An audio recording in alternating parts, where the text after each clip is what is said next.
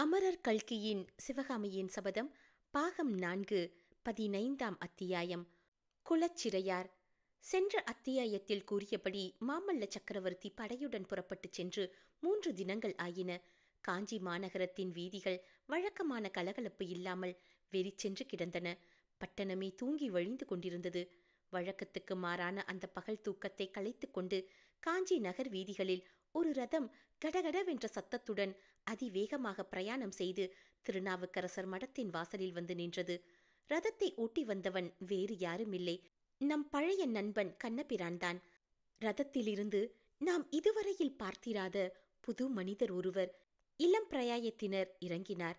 சிறந்த பண்பாடு, முதிர்ந்த அறிவு, உயர்குடி பிறப்பு ஆகியவற்றினால் ஏற்பட்ட கலை அவர் முகத்தில் ததும்பியது. கீழே இறங்கியவரை பார்த்து கண்ணபிரான், ஆமையா, இதுதான் திருநாவுக்கரசரின் திருமடம். அதோ இருக்கும் பல்லக்கு புவன மகாதேவிக்கு உரியது. சக்கரவர்த்தியின் அன்னையார் சுவாமிகளை தரிசிக்க வந்திருக்கிறார் போல் தோன்றுகிறது என்றான். யார் வந்திருந்த போதிலும் சரி, தாமதிக்க நமக்கு நேரமில்லை என்று சொல்லிக்கொண்டு அந்த புது மனிதர் மடத்துக்குள்ளே நுழைந்தார். உள்ளே உண்மையாகவே புவன மகாதேவியார் தமது வளர்ப்பு பெண்ணாக ஏற்றுக்கொண்ட மங்கையர்க்கரசியுடன் வாசீக பெருந்தகையை தரிசிப்பதற்காக வந்திருந்தார். சுவாமிகள் வடநாட்டில் தாம் தரிசனம் செய்து வந்த ஸ்தலங்களின் விசேஷங்களைப் பற்றி புவன மகாதேவிக்கு சொல்லிக் கொண்டிருந்தார். எல்லாம் சொல்லிவிட்டு கடைசியில் தாம் மீண்டும் தென்னாட்டு யாத்திரை கிளம்பப் போவதை பற்றியும் நாவுக்கரசர் தெரிவித்தார். ஆம் தாயே, வடநாட்டில் எத்தனையோ ஸ்தலங்களை தரிசனம் செய்தேன். கையிலேயங்கிரி வரையில் சென்றிருந்தேன். எனினும் நமது தென்னாட்டிலே உள்ள க்ஷேத்திரங்களின் மகிமை தனியானதுதான்.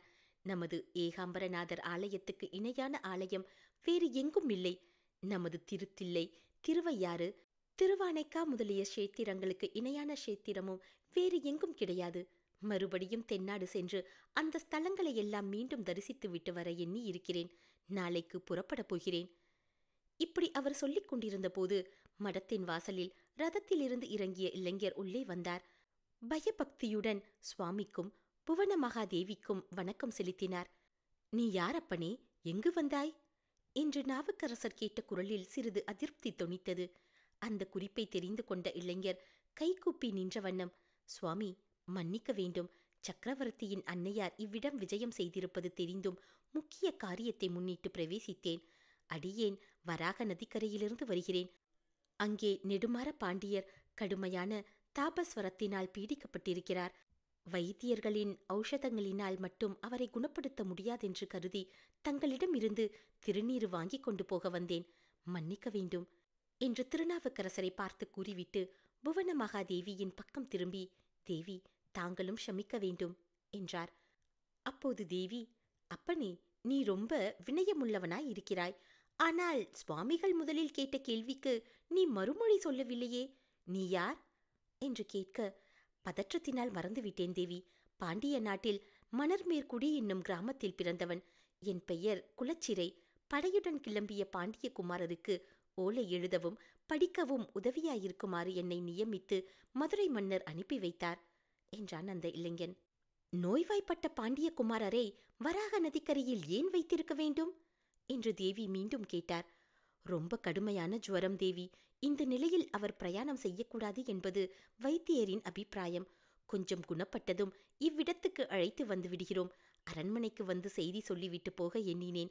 நல்ல வேளையாக இங்கேயே தங்களை சந்தித்தேன். அப்படியில்லையப்பா, என்னிடம் சொன்னால் மட்டும் போதாது. அரண்மனைக்கு வந்து வானமாதேவியிடமும் நேரில் சொல்லிவிட்டு திரும்பிப்போ.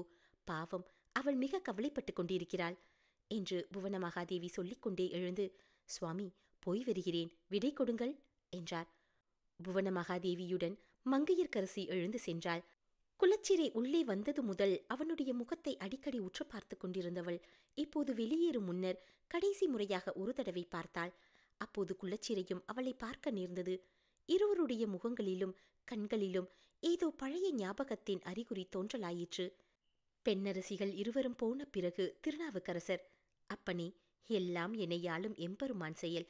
அடியேனால் நடக்கக்கூடியது என்ன இருக்கிறது என்றாலும் சிரித்து புறமெரித்த இறைவன் பெயரை உச்சரித்து, இந்த திருநீற்றை கொடுக்கிறேன், எடுத்துக்கொண்டு போய் இடுங்கள். அடியேனுக்கு நேர்ந்திருந்த கொடிய சூளை நோயை ஒரு கணத்தில் மாயமாய் மறையச் செய்த வைத்தியநாத பெருமான் இளம் பாண்டியரின் நோயையும் குணப்படுத்தட்டும் என்றார். நாவுக்கரசர் அளித்த விபூதியை பயபக்தியுடன் வாங்கி பத்திரப்படுத்திக் கொண்ட குலச்சிறையார் மீண்டும், சுவாமி, அடியனுக்கு இன்னொரு வரம் அருள வேண்டும் என்று பணிவுடன் கேட்டார். கேள் தம்பி, உன்னுடைய பக்தி வினயம் என் மனதை ரொம்பவும் கவர்கிறது என்றார் வாகீசர். தென் பாண்டிய நாட்டில் சமணர்களின் ஆதிக்கம் அதிகமாகி வருகிறது. சுவாமிகள் தங்கள் சிஷ்ய கோடிகளுடன் பாண்டிய நாட்டுக்கு விஜயம் செய்ய வேண்டும். விஜயம் செய்து மக்களை சமணர் வலையில் விழாமல் தடுத்தாட்கொள்ள வேண்டும். தமிழகத்தின் புராதான பாண்டிய வம்சத்தையும் சமணர் படுகுழியில் விழாமல் காப்பாற்ற வேண்டும். ஆஹா, நல்ல மரத்தில் புல்லுருவி பாய்ந்தது போல் இந்த தமிழ்நாட்டில் சமணம் ஏன் வந்தது சுவாமி என்று குலச்சிறை ஆவேசத்துடன் பேச வந்தபோது நாவுக்கரசர் முகத்தில் புன்னகை தவழ்ந்தது. அந்த பெருந்தகையார் குலச்சிறையை கையமர்த்தி நிறுத்தி கூறினார். தம்பி, சமண மதத்தின் மீது ஒரு காலத்தில் நானும் இப்படி கோபம் கொண்டிருந்தேன். ஆனால் இந்த காலத்திலே ஒரு சிலர் செய்யும் காரியங்களுக்காக சமண சமயத்தின் மேல் துவேஷம் கொள்ளுதல் நியாயமன்று. அன்பையும் ஜீவ காருண்யத்தையும் போதிப்பதற்கு ஏற்பட்ட சமயம் சமண சமயம். நமது செந்தமிழ் நாடு ஆதி காலத்து சமண முனிவர்களால் எவ்வளவோ நன்மைகளை அடைந்திருக்கிறது. சமண முனிவர்கள் தமிழ் மொழியை வளர்த்தார்கள். அரிய காவியங்களை தமிழில் புனைந்தார்கள். ஓவிய கலையை நாடெங்கும் பரப்பினார்கள். குலச்சிறை பொறுமை இழந்தவராய், போதும் சுவாமி, போதும். தங்களிடம் சமணர்களைப் பற்றிய புகழுரைகளை கேட்பேன் என்று நான் எதிர்பார்க்கவில்லை. தொண்டை மண்டலத்தை சமணர்களிடமிருந்து காப்பாற்றிய தாங்கள் பாண்டிய நாட்டையும் காப்பாற்றியருள வேண்டும் என்று கேட்டுக்கொள்ள வந்தேன். அவர்கள் செய்யும் அட்டூழியங்களை தாங்கள் பாண்டிய நாட்டிற்கு வந்து பாருங்கள் என்று பேசினார். நாவுக்கரசர் சற்று நேரம் கண்களை மூடிய வண்ணம் ஆலோசனையில் இருந்தார். பிறகு கண்களை திறந்து குலச்சிறையை பார்த்து கூறினார். மந்திர தந்திரங்களில் வல்லவர்களான சமணர்களுடன் போராடுவதற்கு சக்தியோ விருப்பமோ தற்போது என்னிடம் இல்லை. ஆனால் கேள் தம்பி, என்னுடைய அகக்காட்சியில் ஓர் அற்புதத்தை அடிக்கடி கண்டு வருகிறேன். பால்மனம் மாறாத பாலர் ஒருவர் இந்த திருநாட்டில் தோன்றி அமிழ்தென்னும் இனிய தீந்தமிழில் பண்ணமைத்த பாடல்களை பொழியப் போகிறார். அவர் மூலமாக பல அற்புதங்கள் நிகழப் போகின்றன. பட்ட மரங்கள் தளிர்க்கப் போகின்றன. செம்பு பொன்னாகப் போகிறது. பாஷாண்டிகள் பக்தர்களாகப் போகிறார்கள். அந்த இளம்பிள்ளையின் மூலமாகவே தென்பாண்டி நாட்டிலும் சமணர்களின் ஆதிக்கம் நீங்கும். சைவம் தழைக்கும். சிவனடியார்கள் பல்கி பெருகுவார்கள். இவ்விதம் திருநாவுக்கரசர் பெருமான் கூறி வந்தபோது குலச்சிறையார் மெய் மறந்து புலங்காங்கிதம் அடைந்து நின்றார். காஞ்சி பல்லவ சக்கரவர்த்தியின் அரண்மனை மிக மிக விஸ்தாரமானது. அது 3 பெரிய பகுதிகளாக பிரிக்கப்பட்டிருந்தது. 3 பகுதிகளின் வெளிவாசலும் அரண்மனையின் முன்புறத்து நிலா முற்றத்தில் வந்து சேர்ந்தன. 3 பகுதிகளுக்கும் பின்னால் விசாலமான அரண்மனை பூங்காவனம் இருந்தது. 3க்கும் நடுநாயகமான பகுதியில் மாமல்ல சக்கரவர்த்தி தம் பட்ட மகிஷி வானமாதேவியுடன் வசித்து வந்தார். வலப்புறத்து மாளிகையில் புவனமகாதேவியும் மகேந்திர பல்லவருடைய மற்ற 2 பத்தினிகளும் வசித்தார்கள். இடப்புறத்து மாளிகை அரண்மனைக்கு வரும் முக்கிய விருந்தாளிகளுக்காக ஏற்பட்டது. அந்த மாளிகையில் தற்சமயம் இலங்கை இளவரசர் தமது மனைவியுடன் வசித்து வந்தார். ஒவ்வொரு மாளிகையை ஒட்டியும் அரண்மனை காரியஸ்தர்கள், காவலர்கள் முதலியோர் வசிப்பதற்கு தனித்தனி இடங்கள் அமைக்கப்பட்டிருந்தன. 3 மாளிகைகளையும் ஒன்றோடொன்று இணைக்க மச்சு பாதைகளும் தரைப்பாதைகளும் சுரங்கப்பாதைகளும் இருந்தன. சோழன் செம்பியன் மகளை புவனமாதேவி தம் புதல்வையாக கருதி பாதுகாத்து வருவதாக வாக்களித்திருந்தார் என்று சொன்னோம் அல்லவா? அந்த வாக்கை அவர் பரிபூர்ணமாக நிறைவேற்றி வந்தார். அரண்மனையில் இருந்தாலும் வெளியே கோயில்கள் அல்லது மடங்களுக்கு சென்றாலும் மங்கையர்க்கரசியை சதா சர்வ காலமும் அவர் தம் பக்கத்திலேயே வைத்துக் கொண்டிருந்தார். சரித்திர பிரசித்தி பெற்ற மகேந்திர பல்லவரைப் போலவே அவருடைய பட்ட மகிஷி புவனமகாதேவியும் சிவபக்தியில் சிறந்தவர். சக்கரவர்த்தி சிவபதம் அடைந்த பிறகு அவர் தமது காலத்தை பெரும்பாலும் சிவ பூஜைகளிலும் சிவபுராணங்களின் படனத்திலும் கழித்து வந்தார். அவருடைய அரண்மனையின் ஓர் அறையில் சிவலிங்க பிரதிஷ்டை செய்து தினம்தோறும் ஆகம விதிகளின்படி அவர் பூஜை செய்வதுண்டு. இந்த சிவபூஜைக்கு வேண்டிய பணிவிடைகளை செய்யும் உரிமையை மங்கையர்க்கரசி வருந்தி கோரி பெற்றிருந்தாள். மேற்படி பணிவிடைகளை மிக்க பக்தி சிரத்தையுடன் நிறைவேற்றி வந்தாள். முன்பின் அறியாதவர்கள் அடங்கிய அந்த பிரம்மாண்டமான அரண்மனையில் மங்கையர்க்கரசி பொழுதுபோக்குவதற்கு அத்தகைய பூஜா கைங்கரியங்கள் சிறந்த சாதனமாயிருந்தன. மாமல்லர் படையுடன் கிளம்பிச் சென்று 3 தினங்கள் வரையில்தான் அவ்விதம் எல்லாம் ஒழுங்காக நடந்தன. 4வது நாள் புவனமகாதேவியும் மங்கையர்க்கரசியும் திருநாவுக்கரசரை தரிசித்துவிட்டு வந்தார்கள் அல்லவா? அன்று முதல் மங்கையர்க்கரசியின் கவனம் சிறிது சிதறி போய்விட்டது. தேவியார் சிவபூஜை செய்ய அமர்ந்த பிறகு புஷ்பம் வேண்டிய போது தூபத்தையும், தூபம் கேட்டால் பிரசாதத்தையும் மங்கையர்க்கரசி எடுத்து கொடுக்கலானாள். இதையெல்லாம் கவனித்த புவன மகாதேவி பூஜை முடிந்த பிறகு, குழந்தாய், இன்றைக்கு என்ன ஒரு மாதிரி சஞ்சலம் அடைந்திருக்கிறாய்? தகப்பனாரை நினைத்து கொண்டு கவலைப்படுகிறாயா? என்னை பார்த்துக்கொள் குழந்தாய். என்னுடைய ஏக புதல்வனை போர்க்களத்துக்கு அனுப்பிவிட்டு நான் நிம்மதியாக இருக்கவில்லையா என்று தைரியம் கூறினார். அப்போது மங்கையர்க்கரசி சிறிது நாணத்துடன், இல்லையம்மா, அப்படியெல்லாம் கவலை ஒன்றுமில்லை என்றாள். பின் ஏன் உன் முகத்தில் சிந்தனை அறிகுறி காணப்படுகிறது? இந்த அரண்மனையில் வசிப்பதில் ஏதாவது உனக்கு தொந்தரவு இருக்கிறதா என்றார் மகேந்திரரின் மகிஷி. தொந்தரவா? இவ்வளவு சௌக்கியமாக நான் என் தந்தையின் வீட்டிலேயே ஒரு நாளும் இருந்ததில்லை. என் மனதிலும் சஞ்சலம் ஒன்றுமில்லை.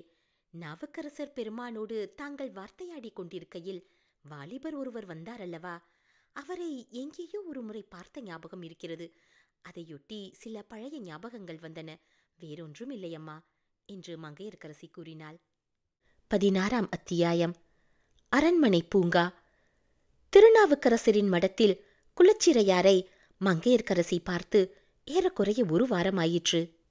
இந்த ஒரு வாரம் செம்பியன் வளவனுடைய மகளுக்கு ஒரு யுகமாக சென்றது. பாண்டியகுமாரர் இன்று வருவார், நாளை வருவார் என்று அரண்மனையில் பேச்சாயிருந்தது. நெடுமாற பாண்டியன் வரவை குறித்து மங்கையர்க்கரசிக்கு எந்தவித ஆவலும் ஏற்படவில்லை. என்றாலும் பாண்டியனோடு அன்று தான் மடத்தில் பார்த்த வாலிபனும் வருவான், அவனிடம் அவனுடைய சிநேகிதனை பற்றி விசாரிக்கலாம் என்ற ஆவல் அவள் மனதில் பொங்கிக் கொண்டிருந்தது. 2 வருஷத்துக்கு முன்னால் கார்காலத்தில் விடாமழை பெய்து கொண்டிருந்த ஒரு நாள் மாலை நடந்த சம்பவம் மங்கையர்க்கரசியின் மனதில் அடிக்கடி தோன்றிக் கொண்டிருந்தது. அன்று இந்த பாண்டிய வாலிபனும் இவனுடைய சிநேகிதன் ஒருவனும் மழையில் சொட்ட நனைந்த வண்ணம் செம்பியன் வளவனின் அரண்மனை வாசலில் வந்து நின்று இரவு தங்க இடம் கேட்டார்கள். விருந்தோம்பலில் இணையற்ற செம்பியன் வளவனும் அவர்களை ஆதரவுடன் வரவேற்று உபசரித்தான்.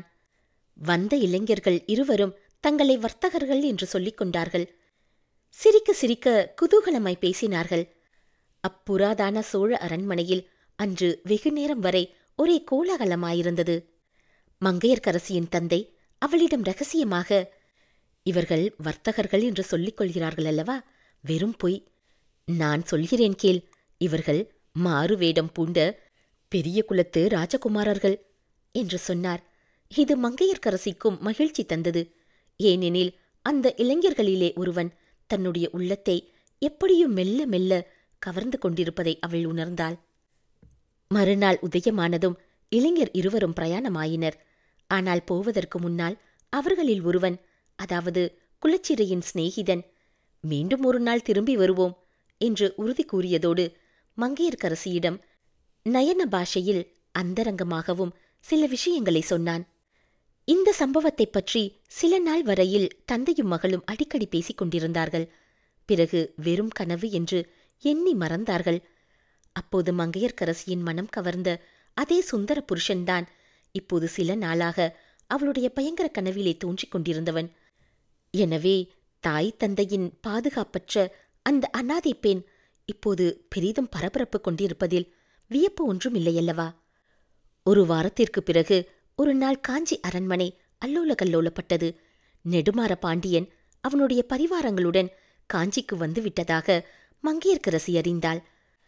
வானமாதேவியின் நடு மாளிகையில் நெடுமாறன் தங்கியிருப்பதாகவும் அவனுக்கு இன்னமும் உடம்பு பூர்ணமாக குணமாகவில்லை என்றும் பேசிக் கொண்டார்கள். ஆனால் குலச்சிறையை தனிமையில் சந்தித்து விசாரிக்க வேண்டும் எனும் மங்கையர்க்கரசியின் மனோரதம் நிறைவேறும் என்பதாக மட்டும் காணப்படவில்லை. புவனமகாதேவி தினம்தோறும் சிவபூஜை செய்த பிறகு தன் மருமகள் வானமாதேவிக்கு பிரசாதம் அனுப்புவதுண்டு. மங்கையர்க்கரசி தானே பிரசாதம் எடுத்துக்கொண்டு போவதாக சொன்னாள். அம்மாளிகையில் இருக்கும்போது மங்கையர்க்கரசியின் கண்கள் நாற்புறமும் சுழன்று சுழன்று தேடியும் அந்த வாலிபன் காணப்படவில்லை. ஒரு நாள் மனத்துணிவை வரவழைத்துக் கொண்டு புவனமகாதேவியை கேட்டாள். அம்மா, அன்று சைவ திருமடத்தில் ஓர் இளைஞரை பார்த்தோமே, அவர் பாண்டியகுமாரரோடு வந்திருப்பதாக தெரியவில்லையே என்றாள். அதற்கு புவனமகாதேவி, அதை ஏன் கேட்கிறாய் குழந்தாய்? பாண்டியகுமாரன் நிலைமை ரொம்பவும் கவலைக்கிடமாயிருக்கிறது என்பதற்குள், அடடா, அப்படியா? அவருக்கு உடம்பு இன்னும் குணமாகவில்லையா? அதனால்தான் வனமாதேவி எப்போதும் ஒரே கவலையாயிருக்கிறார் போலிருக்கிறது. முன்னேயெல்லாம் நான் சிவபூஜை பிரசாதம் கொண்டு போனால் முகமலர்ச்சியுடன் வாங்கிக் கொண்டு என்னிடம் அன்பாக வார்த்தையாடுவார். இப்போதெல்லாம் ஒரு வார்த்தை கூட பேசுவதில்லை என்றாள். ஆமாம் குழந்தாய், வானமாதேவி கவலைப்படுவதற்கு ரொம்பவும் காரணம் இருக்கிறது. நெடுமாறனுக்கு உடம்பு இப்போது சௌக்கியமாகிவிட்டது. ஆனால் அவனுடைய மனதை சமணர்கள் ரொம்பவும் கெடுத்திருக்கிறார்கள். அவனோடு பாண்டிய நாட்டின் புகழ்பெற்ற வீரமறவர் சைனியம் வந்திருக்கிறது. அந்த சைனியத்தை திருக்கழுக்குன்றத்தில் தங்க செய்திருக்கிறார்கள். இலங்கை இளவரசனும் நாம் அன்று பார்த்த குலச்சிறை என்ற வாலிபனும் திருக்கழுக்குன்றத்திலேதான் இருக்கிறார்களாம்.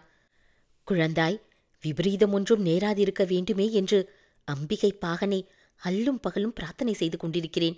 என்னைக் காட்டிலும் வானமாதேவியின் தலையில் பெரிய பாரம் சுமந்திருக்கிறது. பாவம், அவள் ஒரு வாரமாய் தூங்கவில்லையாம் என்றாள் மகேந்திர பல்லவரின் பட்ட மகிஷி. பாண்டிய குமாரனுடைய வரவினால் என்ன விபரீதம் ஏற்படக்கூடும், எதற்காக எல்லோரும் இவ்வளவு கவலையில் ஆழ்ந்திருக்கிறார்கள் என்பதெல்லாம் மங்கையர்க்கரசிக்கு தெளிவாக விளங்கவில்லை. அதை பற்றி அவ்வளவாக அவள் கவனம் செலுத்தவும் இல்லை. அவளுக்கு தன்னுடைய கவலையே பெரியதாக இருந்தது. குலச்சிறை என்ற பெயர் சொன்ன வாலிபனை ஒருவேளை தான் பார்க்க முடியாமலேயே போய்விடுமோ, அவனுடைய சிநேகிதனை பற்றி விசாரித்து தெரிந்து கொள்ள முடியாமற் போய்விடுமோ என்ற ஏக்கம் அவள் உள்ளத்தில் குடிகொண்டு வேறு எந்த விஷயத்தை பற்றியும் சிந்திக்க முடியாமல் செய்தது. இத்தகைய மனோநிலைமையில் ஒரு நாள் மாலை நேரத்தில் அரண்மனை பூங்காவனத்தில் புவனமகாதேவியின் சிவபூஜைக்காக மங்கையர்க்கரசி மலர் பறித்துக் கொண்டிருந்தாள். பன்னீர், மந்தாரை, பொன்னரளி, செவ்வரளி முதலிய செடிகளிலிருந்தும் சம்மங்கி, சாதி, மல்லிகை கொடிகளிலிருந்தும் அவளுடைய மலர்க்கரங்கள் புஷ்பங்களை பறித்து பூக்கூடையில் போட்டுக் கொண்டிருந்தன. ஆனால் அவளுடைய உள்ளமோ 2 வருஷங்களுக்கு முன்பு விடாமழை பெய்த ஒரு நாள் சாயங்காலம் தன் தந்தையின் புராதன மாளிகையை தேடி வந்த இளைஞர்களைப் பற்றியும் அவர்களில் ஒருவன் தன் உள்ளத்தை கொண்டு போனதைப் பற்றியும் சிந்தித்துக் கொண்டிருந்தது. ஒரு நாள் உன்னை தேடிக்கொண்டு மறுபடியும் வருவேன் என்று அவன் கூறிய வாக்குறுதி நீரின் மேல் எழுதிய எழுத்துத்தான் போலும். இந்த உலகில் எனக்கு ஒரே துணையாக இருந்த தந்தையும் போர்க்களத்துக்கு போய்விட்டார். இனிமேல் என் கதி என்ன ஆகப் போகிறது என்று எண்ணிய போது மங்கையர்க்கரசியின் கண்களில் கண்ணீர் துளித்தது. செடி கொடிகளின் வழியாக யாரோ புகுந்து வருவது போன்ற சலசலப்பு சத்தம் கேட்டு மங்கையர்க்கரசி சத்தம் வந்த திசையை நோக்கினாள். ஆம், யாரோ ஒரு மனிதர் அந்த அடர்ந்த பூங்காவின் செடிகளின் ஊடே நுழைந்து வந்து கொண்டிருந்தார். ஆனால் அவருடைய முகம் தெரியவில்லை. அந்த புறத்து பூந்தோட்டத்தில் அவ்விதம் அலட்சியமாக வரும் மனிதர் யாராக இருக்கும்? மாமல்ல சக்கரவர்த்தியைத் தவிர வேறு ஆண் மக்கள் யாரும் அந்த தோட்டத்துக்குள் பிரவேசிக்க கூடாதென்று மங்கையர்க்கரசி கேள்விப்பட்டிருந்தாள். பூஞ்செடிகளுக்கு தண்ணீர் ஊற்றி அந்த பூங்காவனத்தை பராமரிப்பதற்கு கூட ஸ்திரீகளே நியமிக்கப்பட்டிருந்தார்கள். அப்படியிருக்க இவ்வளவு துணிச்சலாக அந்த தோட்டத்தில் நுழைந்து வரும் அந்நிய மனிதர் யார்? யாராயிருந்தாலும் இருக்கட்டும், நாம் திரும்பி புவனமகாதேவியின் அரண்மனைக்கு போய்விடலாம் என்ற எண்ணத்தோடு மங்கையர்க்கரசி சட்டென்று திரும்பி நடக்கத் தொடங்கினாள். அதே சமயத்தில், யாரம்மா அது? இந்த பூந்தோட்டத்துக்குள் தெரியாத்தனமாக புகுந்து விட்டேன். திரும்பி போக வழி தெரியவில்லை. புவனமகாதேவியின் அரண்மனைக்கு எப்படி போக வேண்டும்? கொஞ்சம் வழி சொல்லம்மா என்று யாரோ சொல்லுவது கேட்டது. அவ்விதம் சொல்லிய குரலானது மங்கையர்க்கரசியின் தேகம் முழுவதையும் ஒரு குலுக்கு குலுக்கிவிட்டது. அவளுடைய காலடியில் இருந்த தரை திடீரென்று நழுவிப் போவது போலிருந்தது. அந்த பூங்காவனத்தில் உள்ள செடி கொடிகள் எல்லாம் அவளைச் சுற்றி வருவதாக தோன்றியது. பக்கத்தில் இருந்த மந்தார மரத்தின் கிளையை பிடித்துக்கொண்டு கீழே விழாமல் சமாளித்தாள். அவளுடைய இடக்கையில் பிடித்திருந்த வெள்ளிப்பூக்கூடை மட்டும் நழுவி கீழே விழ அதிலிருந்த பல நிற புஷ்பங்கள் தரையில் சிதறின. ஓஹோ, பயந்து போய்விட்டாயா என்ன? ஏதும் தவறாக எண்ணிக்கொள்ளாதே அம்மா. உண்மையாகவே வழி தெரியாததனால்தான் கேட்டேன். நான் இந்த ஊர்க்காரன் அல்ல, பாண்டிய நாட்டான்.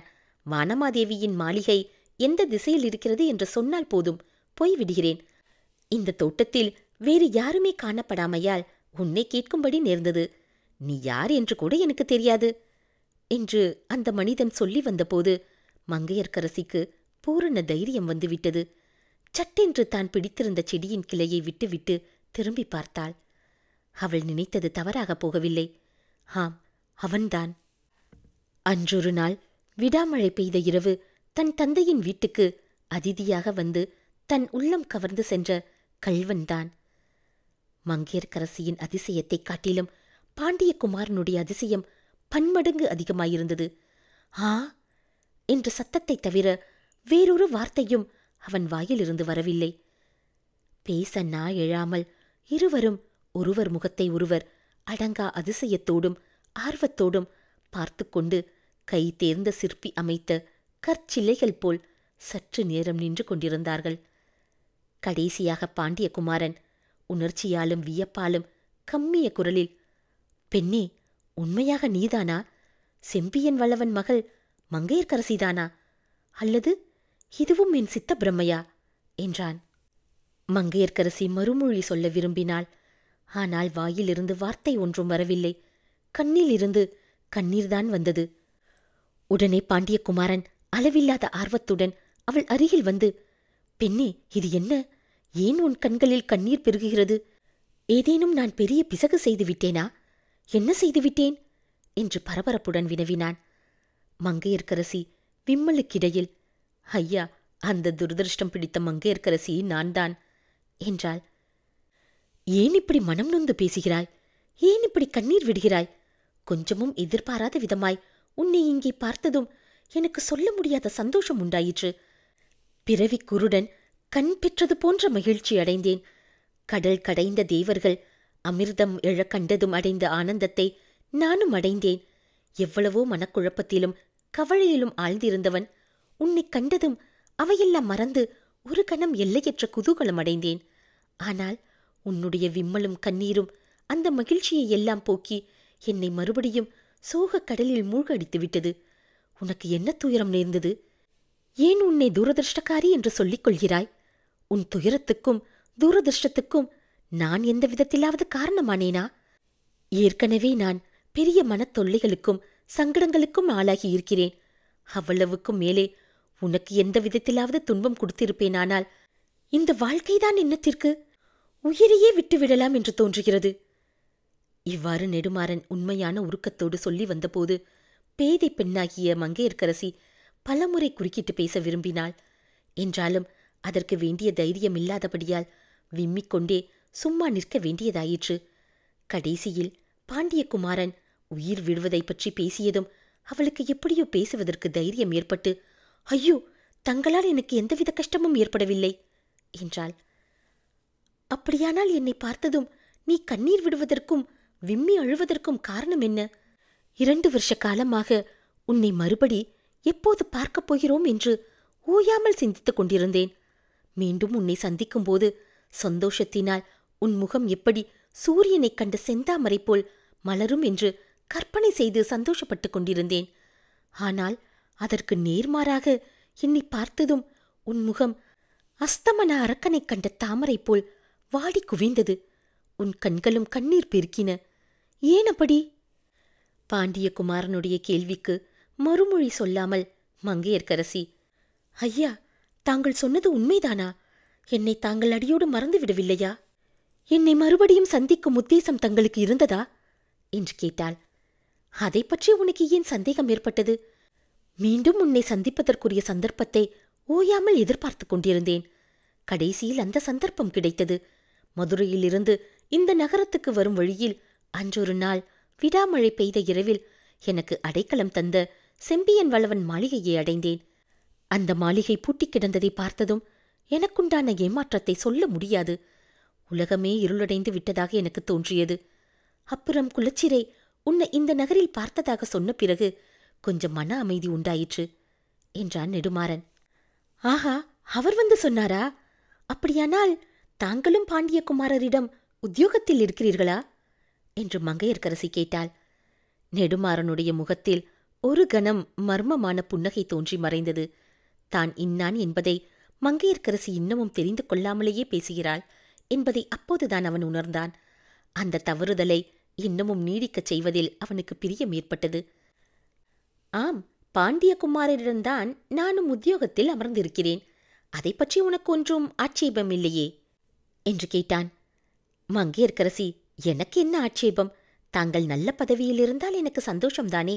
தங்களுடைய சிநேகிதரை திருநாவுக்கரசர் மடத்தில் பார்த்தபோது என் மனதிலும் அம்மாதிரி எண்ணம் உண்டாயிற்று. ஆனால் அதையெல்லாம் பற்றி இனி என்ன? என் குலதெய்வம் தங்களையே தான் என் முன் கொண்டு வந்து விட்டதே என்று ஆர்வம் பொங்க கூறினாள். ஆனாலும் உன் தெய்வம் என்னை உன் முன்னால் கொண்டு வந்து நிறுத்திய போது நீ சந்தோஷப்பட்டதாக தெரியவில்லையே. உன்னை தூரதர்ஷ்டக்காரி என்று சொல்லிக்கொண்டு கண்ணீர் விட்டாயே என்று நெடுமாறன் விஷம புன்னகையுடன் கேட்டான். சுவாமி, எதிர்பாராத போது தங்களை திடீரென்று பார்த்ததில் பேசத் தெரியாமல் திகைத்து நின்றேன். தாங்களும் என்னை தெரிந்து கொள்ளாதது போல் ஒரு மாதிரியாக பேசவே எனக்கு கண்ணீர் வந்துவிட்டது. என்னுடைய பேதமையைப் பற்றி சொல்லிக் காட்டாதீர்கள் என்று மங்கையர்க்கரசி கூறியபோது அவளுடைய கண்களில் மறுபடியும் கண்ணீர் துளித்தது. என் கண்ணே, என்னை மன்னித்துவிடு. இந்த மூர்க்கன் உன் கண்களில் மறுபடியும் கண்ணீர் வர செய்தேனே என்று சொல்லிக்கொண்டு நெடுமாறன் தன் அங்கவஸ்திரத்தின் தலைப்பினால் அவளுடைய கண்ணீரை துடைத்தான். சற்று பொறுத்து மங்கையர்க்கரசி, சுவாமி, வெகு நேரம் ஆகிவிட்டது. பூஜை நேரம் நெருங்கிவிட்டது. நான் போக வேண்டும் என்றாள். கட்டாயம் போகத்தான் வேண்டுமா என்று நெடுமாறன் விருப்பமில்லாத குரலில் கேட்டான். ஆம், போக வேண்டும். புவன மகாதேவி காத்து கொண்டிருப்பார்கள். ஒருவேளை நான் வரவில்லையே என்று தாதியை அனுப்பினாலும் அனுப்புவார்கள். அப்படியானால் நாளைய தினம் இதே நேரத்தில் இங்கு நீ வர வேண்டும். தவறக்கூடாது. மேலே நம்முடைய காரியங்களைப் பற்றி ஒன்றுமே பேசவில்லையே என்றான் நெடுமாறன். மங்கையர்க்கரசி திடுக்கிட்டவளாய் நெடுமாறனை நிமிர்ந்து பார்த்து, பாண்டியகுமாரர் வாதாபி யுத்தத்துக்குப் போனால் நீங்களும் அவரோடு போவீர்களா என்று கேட்டாள். ஆமாம், போக வேண்டியதுதானே. ஏன் கேட்கிறாய்? நான் போருக்குப் போவது உனக்கு பிடிக்கவில்லையா என்றான் நெடுமாறன். எனக்கு பிடிக்கத்தான் இல்லை. யுத்தம், சண்டை என்பதே எனக்கு பிடிக்கவில்லை. எதற்காக மனிதர்கள் ஒருவரையொருவர் துவேஷிக்க வேண்டும்? ஏன் ஒருவரையொருவர் கொன்று கொண்டு சாக வேண்டும்? ஏன் எல்லோரும் சந்தோஷமாகவும் சிநேகமாகவும் இருக்கக்கூடாது என்றாள் மங்கையர்க்கரசி. நெடுமாறன் மீண்டும் மர்மமான புன்னகை புரிந்து, யுத்தத்தைப் பற்றி உன்னுடைய அபிப்பிராயத்தை பாண்டியகுமாரிடம் சொல்லி பார்க்கிறேன். ஒருவேளை அவருடைய மனம் மாறினாலும் மாறலாம். எல்லாவற்றிற்கும் நாளை மாலை இதே நேரத்திற்கு நீ இங்கு கட்டாயம் வரவேண்டும். வருவாயல்லவா என்றான். அவசியம் வருகிறேன். இப்போது ரொம்ப நேரமாகிவிட்டது. உடனே போக வேண்டும் என்று கூறி மங்கையர்க்கரசி கீழே கிடந்த புஷ்பக்கூடையை எடுப்பதற்கு குனிந்தாள். நெடுமாறனும் குனிந்து தரையில் சிதறி கிடந்த புஷ்பங்களை கூடையில் எடுத்து போட்டு மங்கையர்க்கரசியின் கையில் அதை கொடுத்தான். அப்படி கொடுக்கும்போது பயபக்தியுடன் பகவானுடைய நறுமால்யத்தை கண்ணில் ஒற்றிக்கொள்வது போல் அவளுடைய மலர்க்கரத்தைப் பற்றி தன் கண்களில் ஒற்றிக்கொண்டான்.